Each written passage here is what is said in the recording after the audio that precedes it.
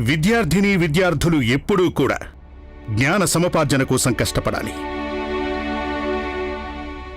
అది ఎంతటి కష్టతరమైందైనా సరే దాన్ని లక్ష్యంగా ఎంచుకోవాలి. భీమ్ నిజం చెప్తున్నాడు.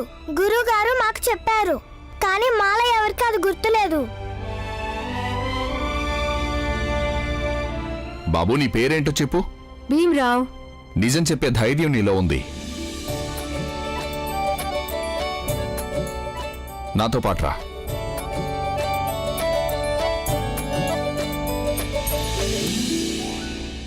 ఆయన ఇక్కడి నుంచి వెళ్ళిపోనివ్వండి, అప్పుడు చెప్తాను మీ అందరి సంగతి.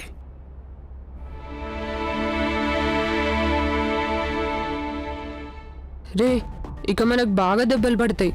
కేవలం భీమ్ కారణంగానే ఇదంతా జరిగింది. అవును, గురువుగారు చెప్పారని మనకే గుర్తులేదని వాడు చెప్పకపోతే తప్పంతా గురువుగారిదే ఉండేది. పెద్ద వీరుడైపోతున్నాడు. భీమ్కి బుద్ధి చెప్పాల్సిందే.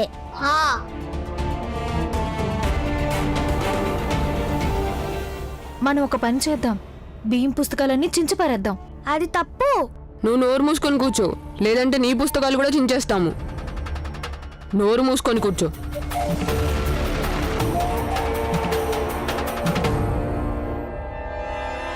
జీవితంలో ఇలాగే నిజం చెబుతూ ఉండు. అబద్ధం సౌకర్యం అయితే ఉండొచ్చు, కానీ అంతిమంగా నిజమే పనికొస్తుంది.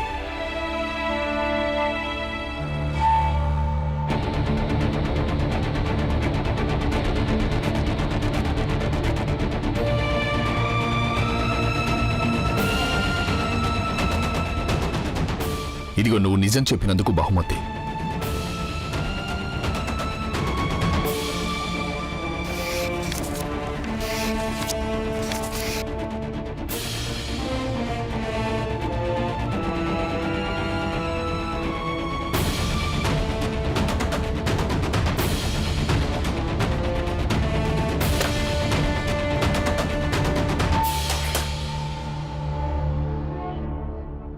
పెద్ద సత్యవాదుడయ్యాడు కదా, ఇది వాడు నిజం చెప్పినందుకు ఫలితం.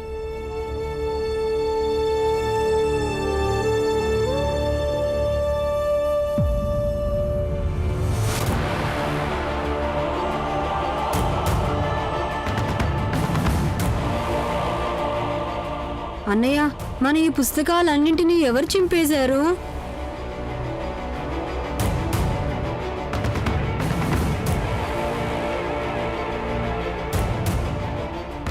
మా పుస్తకాలు చింపింది మీరే కదూ? నేను మిమ్మల్ని అడుగుతున్నాను, మా పుస్తకాలు చించింది మీరే కదూ? అవును, చించాం. ఏంటి ఇప్పుడు కొడతావా?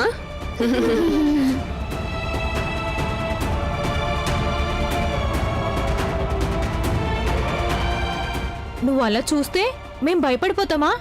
సరే, భయపడ్డాను.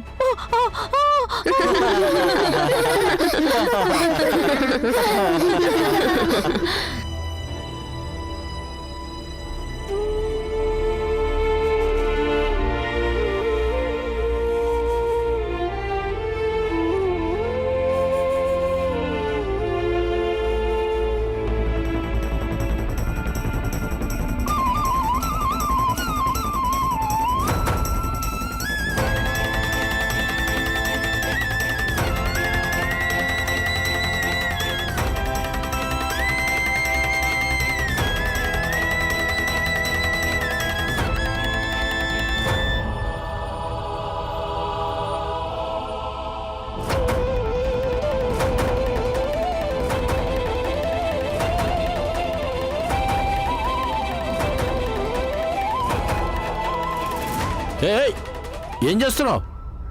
గురుగారు, వాళ్ళు మా పుస్తకాల్ని చించేశారు. వాళ్ళని వదిలిపెట్టారు. ఏం చేస్తున్నావు తెలుసా? నువ్వు చేస్తున్న పని వల్ల నిన్ను, భీముని విద్యాలయం నుంచే కాదు మొత్తం గ్రామం నుంచే బయటికి నెట్టేస్తారు. కానీ గురుగారు, మేము వాళ్ళని ఏం చేశామని? వాళ్ళు మా పుస్తకాలు చించేశారు. నువ్వేం కోరుకుంటున్నావు? నీ చదువు, భీముల చదువు ఆగిపోవాలనే? పారేదాన్ని పారే.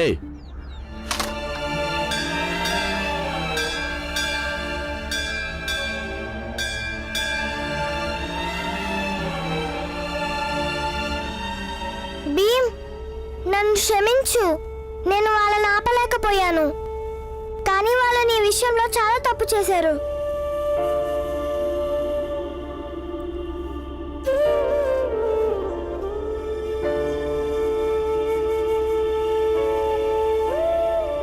గురువుగారు అంతా కలిసి నా పుస్తకాలు చింపేశారు చూడండి. భీమ్, ఓపిక పట్టడం నేర్చుకో. దౌర్జన్యం అనేది ఎక్కువ కాలం సాగదు.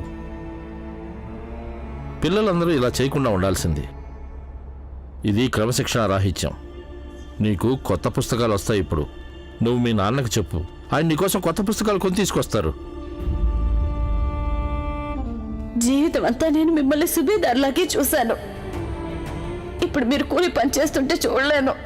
ఇక ఈ డబ్బు సంపాదించే పద్ధతి అంటావా? అలాగే పనించుకోవడం చేయలేను.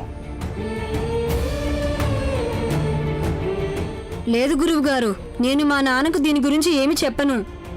ఆయన దగ్గర ఇప్పుడు డబ్బులు లేవు. కష్టం మీద ఆయన ఇప్పుడు 8 అణాలు సంపాదిస్తున్నాడు. అందుకని ఆయన నేనేం అడగను. ఆహా భీమ్, పిల్లలందరూ తమ తల్లిదండ్రుల గురించి ఇలాగే ఆలోచిస్తే గనక అప్పుడు ఎంత బాగుంటుంది. నీ నిజాయితీ చూస్తుంటే ఎంత సంతోషం వేస్తుంది. బాబు, ఇలాగే నిజాయితీగా ఉండు. జీవితంలో చాలా ముందుకు వెళ్తావు.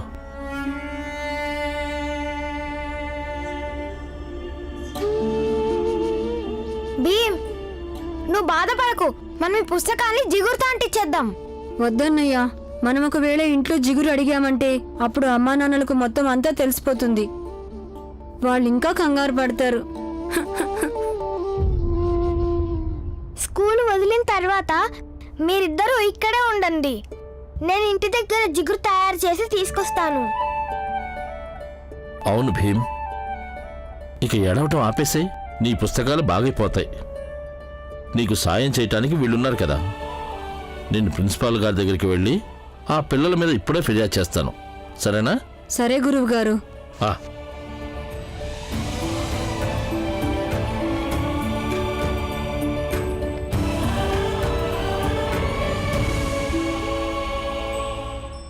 హెడ్ మాస్టర్ గారు, ఇవాళ తరగతిలో కొందరు పిల్లలు కలిసి భీమరావు పుస్తకాలను చించిపడేశారు. ఆ భీమరావు పుస్తకాలను పూర్తిగా చించిపడేశారు. ఎవరి వల్ల అయితే మన పరువు దక్కిందో పిల్లలతన్ని చాలా బాధ పెట్టారు. అందరూ తప్పు చేశారు. మీరు వాళ్ళని పిలిచి దండించండి సార్. ఎంతైనా క్రమశిక్షణతో ఉండేటట్టు చూడటం మన కర్తవ్యం. ఆ కుర్రాడి మీద మీరు కాస్త ఎక్కువ మొగ్గు చూపిస్తున్నట్లున్నారు. మీ భాషే మారిపోతుంది అసలు. ఎందుకంటే నేను ఒక అధ్యాపకుణ్ణి. భీమరావు అనేవాడు చాలా మంచివాడు, తెలివైన వ్యక్తి. ఎవరైనా కూడా అతని గురించి ఇలాగే మాట్లాడతారు. మీరు తెలివిగా మాట్లాడుతున్నారని నేనేమీ అనడం లేదు. భీమరావు ఒక మంచి విద్యార్థిని నేను ఒప్పుకుంటాను. కానీ అతను ఒక్కడి కోసమని మనం మిగతా పిల్లల్ని శిక్షించలేం కదా. అయితే వారంతా భీమరావుని అలా దండిస్తూనే ఉంటారా? భీమ్ ఒక్కడి మీద శ్రద్ధ పెడితే సరిపోదండి. ఈ పాఠశాల పెట్టింది అందరి కోసం. మిగిలిన పిల్లలు కూడా ఉన్నారు కదా, వాళ్ళ మీద కూడా దృష్టి పెట్టండి. స్కూల్లో ఒక భీమరావు మాత్రమే లేడు. వెళ్ళండి. మీరు ఇక్కడే ఉండండి. నేను జిగురు తయారు చేసుకొని వస్తాను. సరే పదండి, అక్కడికి వెళ్ళి కూర్చుందాం. వదినా, నువ్వు బజార్కి వెళ్ళి కూరగాయలు అవి తీసుకురా. నేను వెళ్ళి చమురు తీసుకుని ఇంటికి వస్తాను. పిల్లలు స్కూల్ నుంచి వస్తుంటారు. ఒక్కదానివే వెళ్ళగలవుగా? ఒక్కదాన్నే ఎక్కడ, మంజులు కూడా ఉందిగా. అమ్మ కూతుళ్ళని కలిసే వెళ్తాం. నువ్వేం భయపడాల్సిన అవసరం లేదు. సరే, నేను కూరగాయలు తీసుకొస్తాను. సురేంద్ర మనల్ని పిచ్చోళ్ళని చేయట్లేదు కదా? లేదు, అతను మంచివాడు. తను తప్పకుండా వస్తాడు. అడిగో వచ్చేసాడు.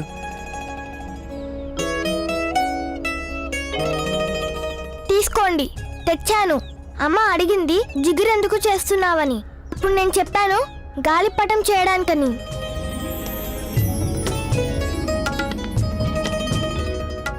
సురేంద్ర రాకు. ఒకవేళ ఎవరైనా చూశారంటే నువ్వు మాతో కలిసి ఇలా ఉండడం, అప్పుడు నీతో కూడా చెడ్డగా మాట్లాడతారు. దూరంగా ఉండు, మేం చేసుకుంటాం. నువ్వు వెళ్ళు.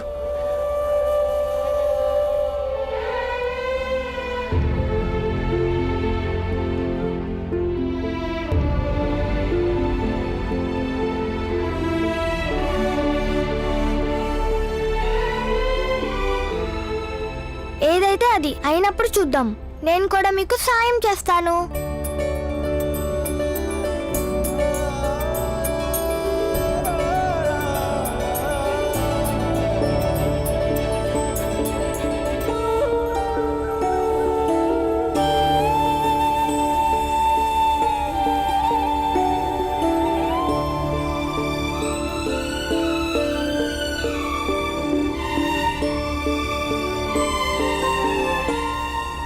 రే వాళ్ళు కూడా ఇలాగే గడిచిపోయేటట్టుందిరా. ఎవరో వచ్చేటట్టు కనిపించడం లేదు. మనం ఇలాగే గడిపేయాల్సి వస్తుందేమో. ఎవరు వస్తున్నారు? నువ్వు సిద్ధంగా ఉండు. అది ఆ రామ్జీ గడి పెళ్ళాం. దాని దగ్గర లాక్కోవడం, దాన్ని దోచుకోవడం అంటే మనం దాన్ని తాకాల్సి ఉంటుంది. దాన్ని తాకడం అంటే మనం అందరం అశుద్ధం అవుతాం. దానివల్ల మనకు పాపం కలుగుతుంది. నిర్మానుష్యంగా ఉంది. ఇక ఇక్కడ మనల్ని ఎవరు గమనిస్తున్నారు? ఎవరు చూడకపోతే పాపమేముంది? పదండి నాతో పాటు. అమ్మాయి చమురు ప్రతి దుకాణంలో ఎందుకు దొరకదు? దానికోసం ఇంత దూరం రావాలి. అలాగే అంతసేపు వరుసలో నుంచున్న తర్వాత దొరుకుతుంది. ఎందుకంటే చమురు ఏదో బయట దేశం నుంచి వస్తుంది. అలాగే ప్రతి ఒక్కరూ దాన్ని దుకాణం పెట్టలేరు కదా, ఎందుకంటే కంపెనీ దీన్ని అమ్ముతుంది. పద పద, త్వరగా పద. ఏ ఆగు, ఎక్కడికి వెళ్తున్నావు? ఉన్న నగలు డబ్బులన్నీ మాట్లాడకుండా ఇవ్వు. ఒక్క చిల్లి గవ్వ కూడా లేదు నా దగ్గర అయితే ఇంకా నగలు కూడా లేవు. అయితే ప్రాణాలు తీసేస్తాం. నేను చెప్పాను కదా నా దగ్గర ఏం లేవని. నోరు మూసుకొని డబ్బులు ఇచ్చేయి. నా దగ్గర ఏం లేవు. నా దగ్గర మిగిలిన వాడితో చమురు తీసుకున్నాను. నా దగ్గర డబ్బులు లేవు. అయితే ఆ చమురు ఇలా ఇవ్వు. ఏయ్, ఇవ్వు. లాక్కరా. ఇవ్వు, తీసుకురా. నేను చమురు ఇవ్వను. ఇవ్వు. మా బియ్యం చదువుకోవాలి. మా బియ్యం చదువుకోవాలి.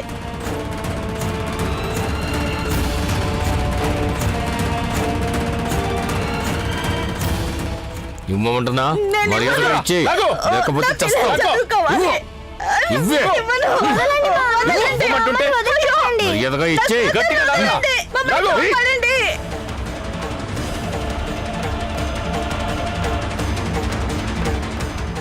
నా కూతురు వదలండి. వదలండి మా అమ్మని.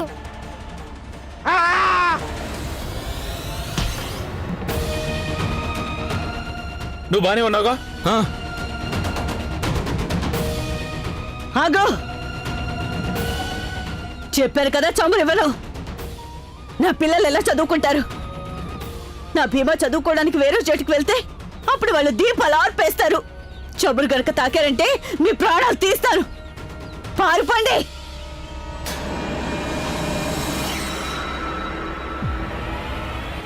అయ్యో అయ్యో, నా చమురు. అయ్యో ఆగండి. ఇదిగో.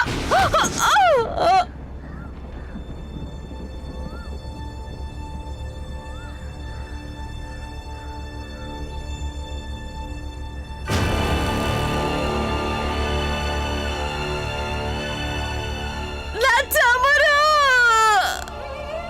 నా చమురు. నా చమురు.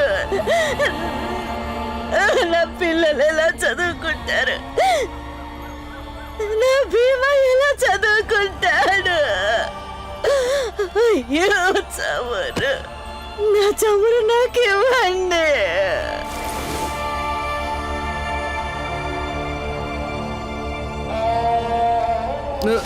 అయ్యో, ఏమైంది? ఏమైంది? ఏమైంది నీకు? ఏమైంది? కడుతారు కడుతారు. అరే, త్వరగా వెళ్ళి నీళ్లు తీసుకురండి. నీళ్లు త్వరగా త్వరగా త్వరగా. రామ్జీ, అతనికి నీళ్లు తాగించు. ఇదిగో.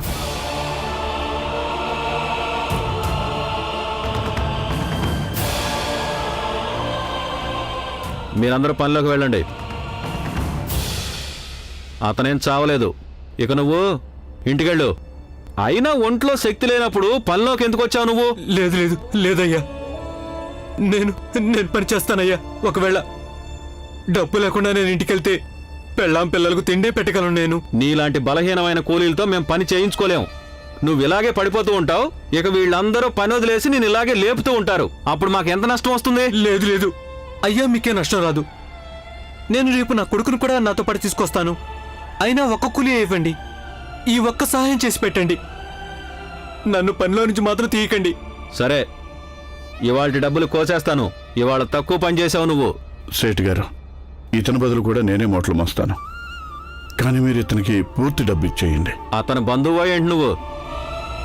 అలాంటి బంధుత్వం ఏమీ లేదు, కానీ పేదరికమైన బంధం ఉంది కదా. సరే, ముందు నీ వంతు పని చెయ్యి, తర్వాత అతని వంతు మూటలు మొయ్యి. ఇక మీరందరూ వెళ్ళండి, మీ పనులు చేసుకోండి. వెళ్ళండి, త్వరగా త్వరగా పని కానివ్వండి. వదినా, ఇదిగో వదినా. ఏది తులసి, మీ అమ్మ ఇంతవరకు రాలేదా? ఇంతవరకు రాలేదు. ఏమైందో, నాకంటే ముందే ఇంటికి బయలుదేరింది. ఎక్కడ ఆగిపోయిందో ఏమో. ఏం పర్లేదు, వచ్చేస్తుంది.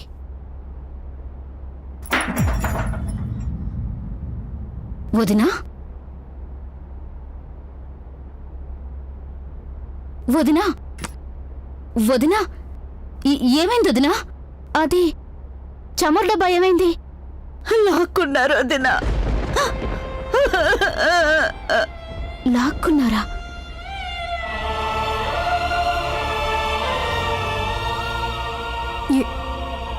ఎవరు లాక్కున్నారు? తెలీదు వదినా. ముగ్గురు మనుషులు ముసుగులు కప్పుకున్నారు. నా దగ్గర చమురు డబ్బా లాక్కెళ్ళిపోయారు.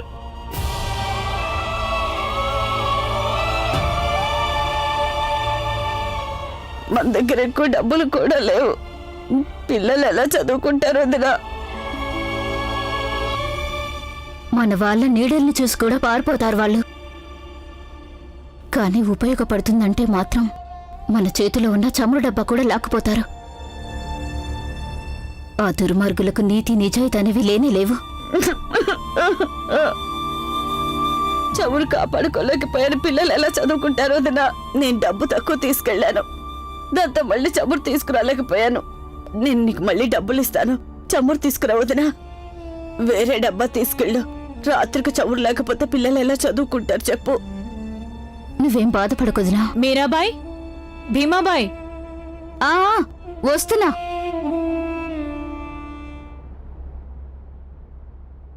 ఈవేళ సాయంత్రం మా ఇంటి దగ్గర భజన, అందరూ వస్తున్నారు, మీరు కూడా రండి.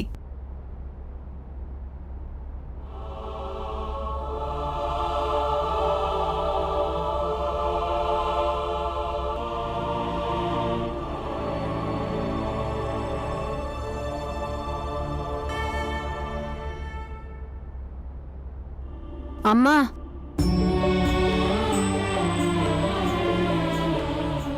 నువ్వు నాన్న ఇద్దరూ కలిసి నా చదువు కోసం ఎంతో కష్టపడుతున్నారు. ప్రతి తల్లిదండ్రులు కష్టపడతారు. లేదమ్మా, అందరు అమ్మా నాన్నలు అంతగా చెయ్యరు ఎంతైతే మీరిద్దరు చేస్తున్నారు.